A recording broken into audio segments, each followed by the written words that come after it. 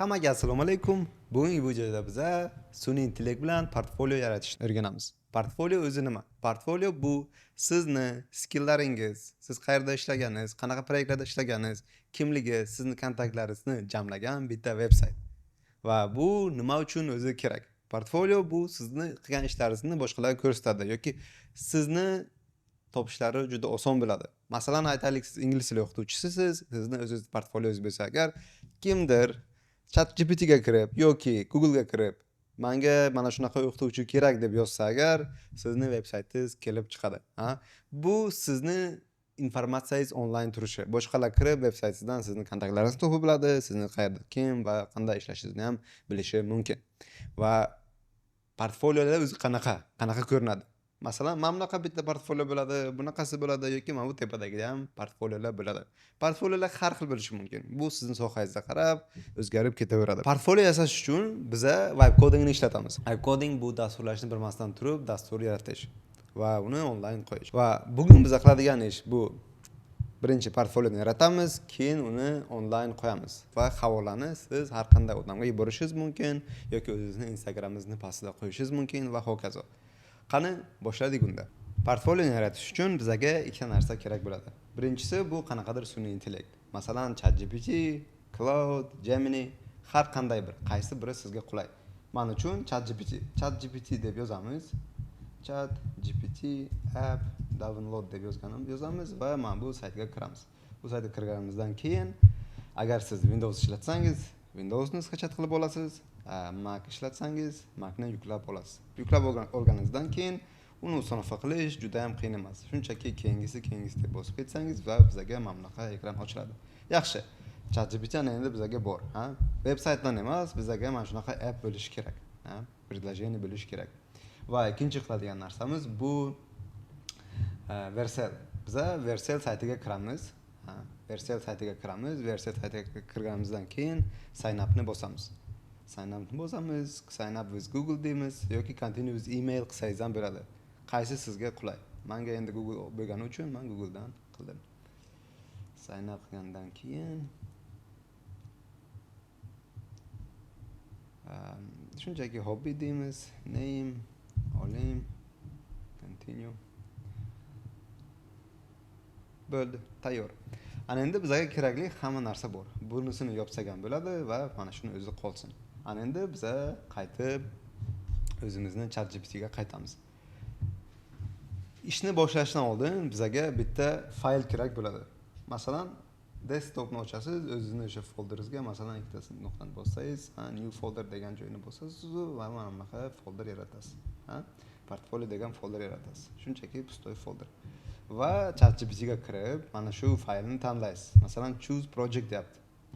ChatGPT ning ichida choose project deyapti. Masalan, new taskni bosamiz. New taskda mana shunday ko'rinadi va bu yerdan new projectni bosamiz. Agar sizda ruscha bo'lsa, yangi projectni bosasiz. Hamma turgan joyi bir xil. Ruscha, inglizcha farqi yo'q. O'zbekchami daja bo'lishi ham mumkin. Va use existing folder deb ikkinchisini bosamiz. Va bu yerdan biz desktop, chunki menda desktopda turibdi, sizda ham рабочий stolda olib qo'yganingiz ma'qulroq, chunki buni keyinroq biz versiyaning ichida ishlatishimiz kerak. Va desktopni bosamiz va portfolioni tanlaymiz. Pustoy faylni tanlab qo'yamiz.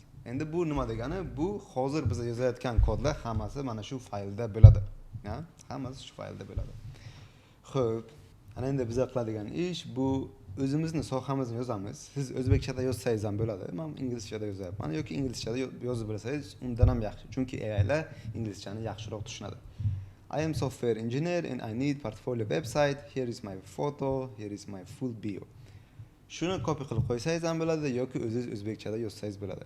Men mana shu o'qituvchiman yoki men biznesmenman, men mana bu ishlarni qilaman, men mana bu ishlarni qilganman va menga mana bunaqa portfolio kerak deb yozsangiz bo'ladi. Bizada my photo, here is my photo deb qo'ygan joyim bor. Endi fotoni ham qo'shishimiz kerak. Chunki portfolioda sizning rasmingiz ham bo'lishi kerak. Va undan keyin here is my full bio deganman. Meni biografiyam shu yerda. Men oldindan bitta biografiya taxlab qo'yganman. Mana shunaqa siz ham shunaqa taxlasangiz bo'ladi. Ismingiz, kasbingiz, tajribangiz, ko'nikmalaringiz, nima ishlar qilgansiz va loyihalaringiz, qanaqa loyihalarda ishlagansiz va loyihalar nima haqidaligi va siz bilan qanday bog'lanishlari mumkin. Portfolioda bog'lanish juda ham muhim. Hammasi bo'lishi kerak. Qancha o'sha social medialarimiz bor, hammasini qo'shib ketishlaringizni maslahat beraman. Va bu yoqdan here's my full bio. Oxirida yana biza unchalik muhim emas, lekin Google'da yoki ChatGPT'da ko'rinishi uchun biza nima deymiz? Create project in Next.js and I will deploy it to Vercel deymiz. Vercelga chiqarib yuboraman. Endi Vercel o'zi nima? Keyinchalik tushuntiraman Vercel nimaligini.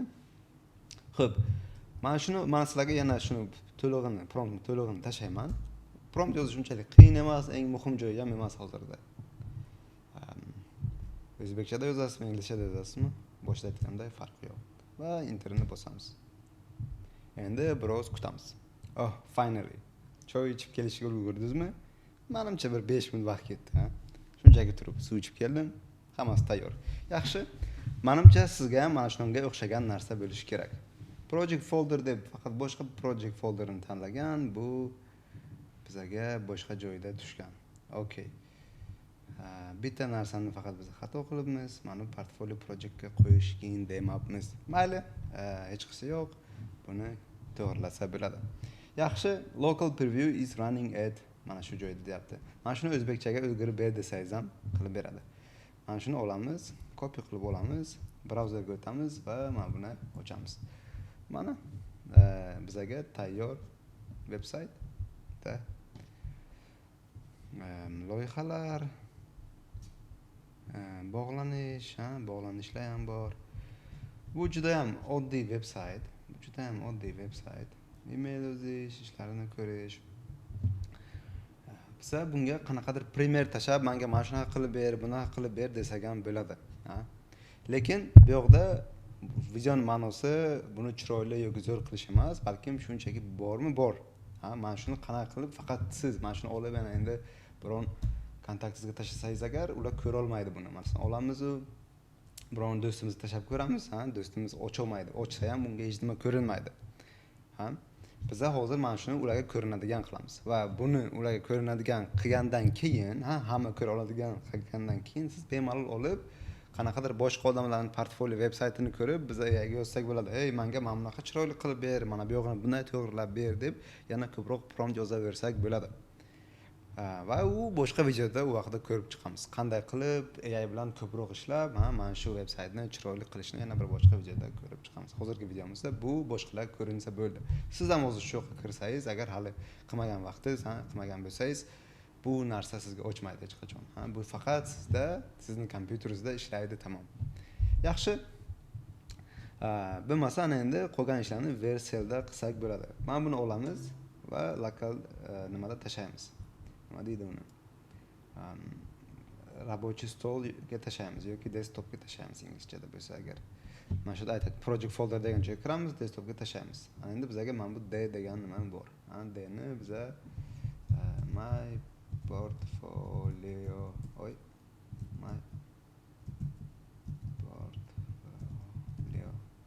deb nomlasak ham bo'ladi. Yaxshi, buni nomlaganimizdan keyin biza bu yoqqa kiramiz. Versiyaga kirganimizdan keyin eslaringizda bo'lsa boshida bunga registratsiya qilgandik. Mana bu yerdan folderni tanlaymiz. Folderni olamiz, desktopga kiramiz. Desktopga kirganimizdan keyin my portfolio degan joyiga mana shuni upload qilib yuboramiz. Proyektni to'liq upload qilib yuboramiz. Skip authentication deymiz va my portfolio deployni bosamiz. Mana shu narsa qo'shgandan keyin deployni bosamiz. Hobbyda turaversin. Va buni ham 1 minut kutamiz. O'zi bizga deploy qilib tayyorlab beradi. Uncha ko'p kutishimiz kerak emas buni.